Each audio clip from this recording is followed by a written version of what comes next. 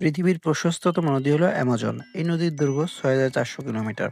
এটি পৃথিবীর তৃতীয় বৃহত্তম নদী। নদীটি মূলত প্রবাহিত হয়েছে ব্রাজিল, পেরু ও কলম্বিয়ার উপর দিয়ে। এই ৩টি দেশ ছাড়াও অ্যামাজন নদীর ধারা প্রবাহিত হয়েছে আরও ৬টি দেশের উপর দিয়ে। দক্ষিণ আমেরিকার ৯টি দেশ কোনো না কোনোভাবে এই নদীর সাথে কানেক্টেড। অ্যামাজন নদীর উৎপত্তি ছিল পেরুর আন্দিজ পর্বতমালা, নেভাদা মিসমিয়ের পর্বতে। তখন নদীটির নাম ছিল উসাইলি।